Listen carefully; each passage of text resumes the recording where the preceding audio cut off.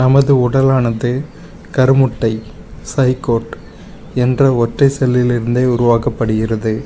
கருமுட்டையானது தொடர்ச்சியான பல மைட்டாசிஸ் பிளவுறுதல்களை அடைந்து வெவ்வேறு அளவு, வடிவம் மற்றும் உட்பொருட்களை கொண்ட திரள் செல்களாலான கருவை உருவாக்குகிறது.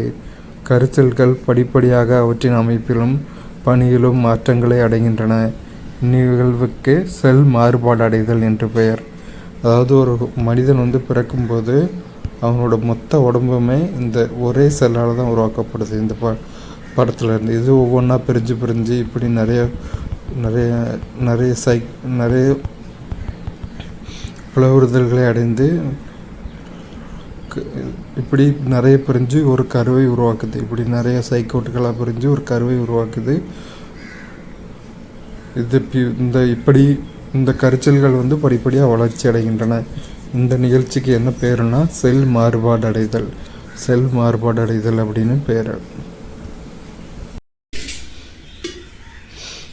ஓய்வு நிலையில் உள்ள ஒரு வளர்ந்த மனிதன் சராசரியாக நிமிடத்திற்கு 15 to 18 முறை மூச்சை உள்ளிழுத்து வெளிவிடுகின்றான்.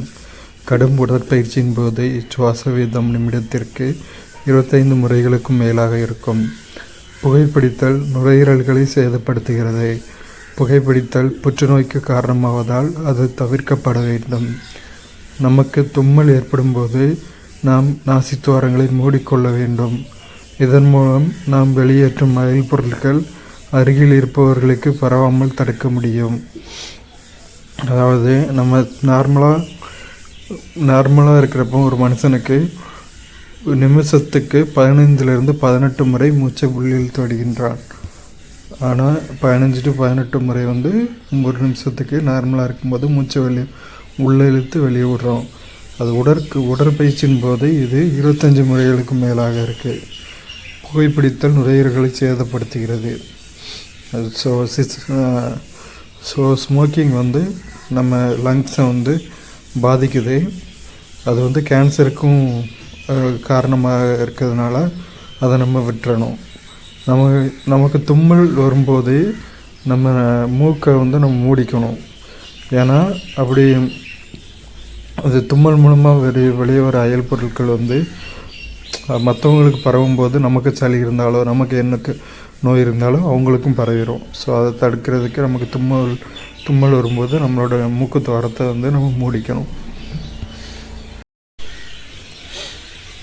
உட்சுவாசம் மற்றும் வெளிச்சுவாசத்திற்கு இடையே உள்ள வேறுபாடு. உட்சுவாசம் உதரவிதான தசைகள் சுருங்குகின்றன. வெளிச்சுவாசத்தில் உதரவிதான தசைகள் மீட்சி அடைகின்றன. உதரவிதானம் கீழ்நோக்கி நகர்கிறது. உட்சுவாசத்தில். வெளிச்சுவாசத்தில் உதரவிதானம் மேல் நோக்கி நகர்கிறது. உட்சுவாசத்தில் விழாயெலும்புகள் மேல் நோக்கியும் வெளிப்புறமும் நகர்கின்றன. வெளிச்சுவாசத்தில் விழாயெலும்புகள் கீழ் நோக்கி நகர்கின்றன. ஸோ உட்சுவாசத்தில் உதரவிதான தசைகள் சுருங்குது, கீழ் நோக்கி நகருது, விழாயெலும்புகள் மேல் நோக்கியும் வெளிப்புறமும் நகருது. ஆனால் வெளிச்சுவாசத்தில் உதரவிதான தசைகள் மீட்சி அடையுது, மேல் நோக்கி நகருது, விழாயெலும்புகள் கீழ் நோக்கி நகருது. உச்சுவாசத்தில் மார்பறையோட கொள்ளளவு அதிகரிக்குது, வெளிச்சுவாசத்தில் மார்பறையோட கொள்ளளவு குறையுது. உச்சுவாசத்தில் காற்று மூக்கின் வழியாக நுரையீரலுக்குள் நுழைகிறது. அதாவது டைரெக்டாக நோஸ்லேருந்து லங்ஸுக்கு காற்று போகுது. வெளிச்சுவாசத்தில் காற்று மூக்கின் வழியாக நுரையீரலிலிருந்து வெளியேறுகிறது. அவ்வளோதான். பரவல் முறையின் மூலம் உணவுப் பொருட்கள் செரிமான நொதியுடன் கலக்கின்றன. சுவாச வாயுக்களான ஆக்சிஜன் மற்றும் கார்பன் டை ஆக்சைடு போன்றவை இரத்தம் மற்றும் திசு திரவங்களுக்கு இடையிலும் திசு திரவம் மற்றும் செல்களுக்கு இடையிலும் பரவல் மூலம் பரிமாற்றம் அடைகின்றன. ஸோ பரவல் முறை மூலமாக தான் நம்ம சாப்பிட்ற உணவுப் பொருட்கள் செரிமான நொதி கூட கலக்குது. சுவாச வாயுக்களான சுவாசிக்கும் போது எடுத்துக்கிற வாயுக்களான உள்ளிழுக்கப்படுற வாயு ஆக்சிஜன் மற்றும் வெளியே கொண்டு போகிற வாயு கார்பன் டை ஆக்சைடு, இதெல்லாம் இரத்தம் திசு திரவங்களுக்கு இடையிலும் மற்றும் செல்களுக்கு இடையிலும் பரவல் முறை மூலம்தான் பரிமாற்றம் டிரான்ஸ்ஃபர் ஆகுது. காற்றுள்ள மற்றும் காற்றில்லா சுவாசத்திற்கு இடையே உள்ள வேறுபாடுகள். காற்றுள்ள சுவாசம் ஆக்சிஜன் உள்ள சூழலில் நடைபெறுகிறது. காற்றில்லா சுவாசம் ஆக்சிஜன் இல்லாத சூழலில் நடைபெறுகிறது. காற்றுள்ள சுவாசத்தில் CO2 மற்றும் நீர் ஆகியவை விளைபொருட்களாக கிடைக்கின்றன. காற்றில்லா சுவாசத்தில் CO2 மற்றும் எத்தனால் அல்லது லாக்டிக் அமிலம் விளைபொருட்களாக கிடைக்கின்றன. அனைத்து உயர்நிலை தாவரங்கள் மற்றும் விலங்குகளில் காற்றுள்ள சுவாசம் நடைபெறுகிறது. காற்றில்லா சுவாசம் சில நுண்ணுயிர்கள் மற்றும் மனித தசை செல்களில் நடைபெறுகிறது. ஸோ காற்று சுவாசம்னா என்னென்னா with the presence of oxygen இருக்கணும். ஆக்சிஜன் இருக்கும்போது நடக்கிறது தான் காற்று சுவாசம். ஆக்சிஜன் இல்லாதப்போ நடக்கிறது காற்றில்லா சுவாசம். ஸோ காற்றுள்ள சுவாசத்தில் ரியாக்டன்ஸ் என்னென்ன கிடைக்குன்னா CO2 அண்ட் வாட்டர் ரியாக்டன்ஸாக கிடைக்கும். ஒரு கெமிக்கல் ரியாக்ஷனில் ரெண்டாவதாக கிடைக்கிறது தான் ரியாக்டன்ஸ் சொல்லுவோம். CO2வும் வாட்டரும் காற்றுள்ள சுவாசத்தில் கிடைக்குது. காற்றில்லா சுவாசத்தில் CO2வும் எத்தனால் இல்லைனா லாக்டிக் அமிலமும் ரியாக்டன்ஸாக கிடைக்குது. காற்றுள்ள சுவாசம் அனைத்து உயர்நிலை தாவரங்கள் மற்றும் விலங்குகளில் நடைபெறுகிறது. காற்றில்லா சுவாசம் மைக்ரோ ஆர்கானிசத்துலேயும் மனித தசை செல்களிலையும் நடைபெறுது.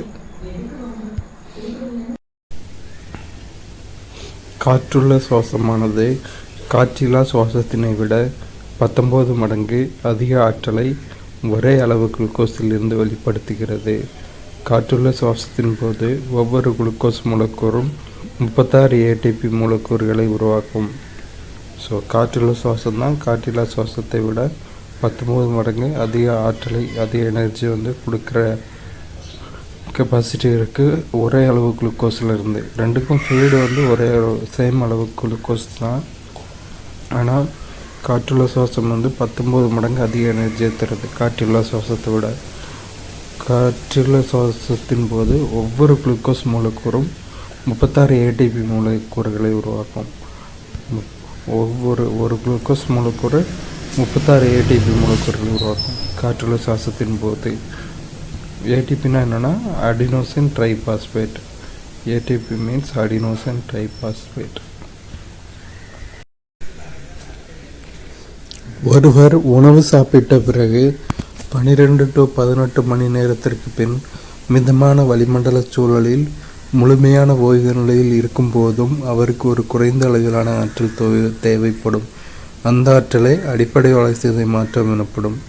ஸோ வளர்சிதை மாற்றம் அப்படின்னா என்னென்னா நம்ம சாப்பிட்டதுக்கப்புறம் 12 to 18 மணி நேரத்துக்கு அப்புறமா கூட நார்மல் அட்மாஸ்பியரில் நம்ம ரெஸ்ட்டில் இருக்கும்போது நமக்கு பாடிக்கு ஒரு மினிமம் எனர்ஜி தேவைப்படும். அந்த மினிமம் எனர்ஜி தான் அடிப்படை வளர்சிதை மாற்றம் அப்படின்னு சொல்கிறோம்.